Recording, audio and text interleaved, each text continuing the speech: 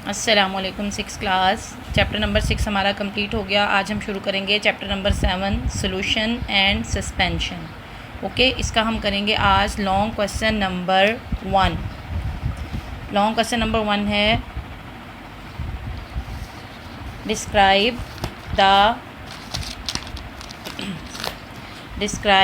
The particle model of solution. ठीक है, हमने सोल्यूशन का पार्टिकल मॉडल डिफ़ाइन करना है। आंसर है इसका matter exist in 3 states, that is solid, liquid and gas. जैसा कि हम जानते हैं कि मैटर की 3 स्टेट्स होती हैं, सॉलिड, लिक्विड और गैस। इसी बेस पे हम इसके मॉडल को डिस्कस करेंगे। सबसे पहले हम डिस्कस करेंगे सॉलिड को।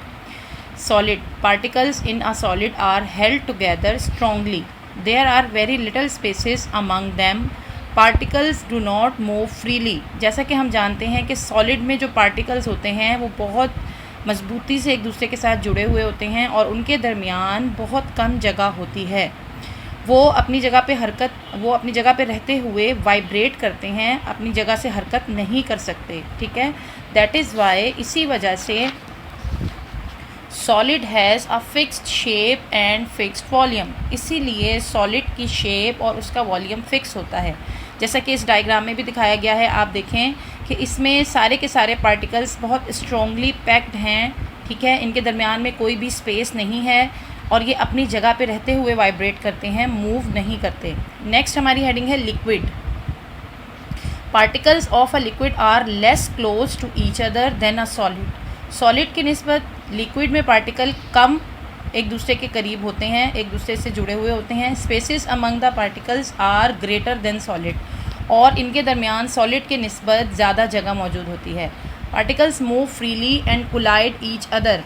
पार्टिकल्स आसानी से मूव कर सकते हैं और एक दूसरे से टकराते भी हैं। But particles do not leave the liquid, लेकिन पार्टिकल्स लिक्विड से बाहर नहीं जा सकते। That is why a liquid has a fix volume but no fix shape. इसी वजह से लिक्विड का वॉल्यूम तो फिक्स है लेकिन इसकी कोई भी शेप फिक्स नहीं होती। जैसे कि फॉर एग्जांपल आप पानी को देखते हैं, पानी को आप ग्लास में डालते हैं तो वो ग्लास की शेप का हो जाता है।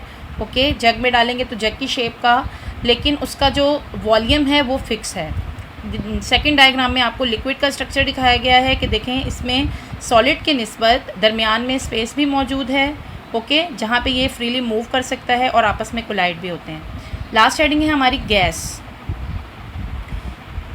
गैस में क्या है? There are large spaces among the particles of gas. Gas के पार्टिकल्स में बहुत ज़्यादा जगह होती है दरमियान में। Particles move freely in the space they have, और उनके पास जो जगह होती है उसमें तमाम के तमाम पार्टिकल्स बहुत आसानी से आज़ादाना हरकत कर सकते हैं। पार्टिकल्स में लीव द गैस, यानी कि यहाँ तक कि वो मूव करते हुए गैस को छोड़ भी सकते हैं। It is not enclosed in a container, अगर वो एक कंटेनर में क्लोज ना हो। That is why a gas has no fix shape और वॉल्यूम। इसी वजह से गैस की कोई ख़ास शेप भी नहीं होती और कोई ख़ास वॉल्यूम भी नहीं होता। यहाँ आप डायग्राम में देख सकते हैं कि इसमें गैस के पार्टिकल्स बहुत दूर दूर हैं। ठीक है, फ्रीली मूव कर सकते हैं, और अगर इसे हम एक किसी कंटेनर में बंद ना करें तो ये गैस को छोड़कर बाहर की तरफ भी जा सकते हैं। ओके, लॉन्ग क्वेश्चन नंबर 2 है prove that water is a universal solvent. आपने ये बात साबित करनी है कि पानी एक यूनिवर्सल सॉल्वेंट है। सॉल्वेंट का मतलब जिसमें तमाम चीज़ें हल हो जाती हैं। Most of the things dissolve in water easily. पानी में ज़्यादातर चीज़ें आसानी से हल हो जाती हैं। We can say that water is a very good solvent. इसीलिए हम कह सकते हैं कि पानी एक बहुत अच्छा सॉल्वेंट है। ओके, अब इसको हम प्रूव करेंगे। Sugar, rock salt and sodium bicarbonate dissolve in water. चीनी, नमक और मीठा सोडा वगैरह पानी में आसानी से हल हो जाता है। Milk, alcohol, lemon juice, vinegar and Apple juice dissolve in water. ये जितनी चीज़ें बताई गई आपको, दूध है, अल्कोहल है वगैरह वगैरह, ये तमाम के तमाम पानी में आसानी से हल हो जाते हैं। The food we eat forms a solution in the body and then absorb in the blood. जो खाना हम खाते हैं वो भी एक सोल्यूशन बन जाता है हमारी बॉडी में जाके और फिर हमारे खून में एब्जॉर्ब हो जाता है। Okay, many harmful substances are produced in our body. These substances dissolve in water and excrete as urine and perspiration. हमारे जिस्म में बहुत से नुकसानदेह सब्सटेंसेस भी होते हैं, और वो सब्सटेंसेस क्या होता है कि हमारे जिस्म में मौजूद पानी में हल हो जाते हैं और यूरिन और पसीने के ज़रिए हमारी बॉडी से निकल जाते हैं।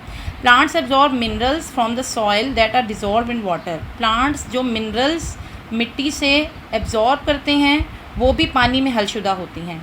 Oxygen gas dissolve in water, it keeps aquatic animals alive. इसी तरह ऑक्सीजन जो है वो पानी में हल हो जाती है और पानी में ज़िंदा रहने वाले तमाम जानदारों को ज़िंदा रखती है। Okay, carbon dioxide gas also dissolve in water, aquatic plants use this dissolve carbon dioxide to make food.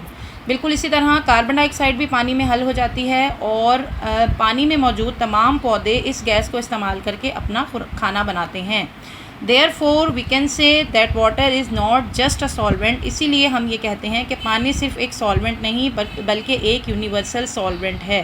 Students, ये 2 क्वेश्चन हैं आपके लॉन्ग क्वेश्चन नंबर 1 और 2, ये आपने याद भी करने हैं और अपने समर टास्क में लिखने भी हैं।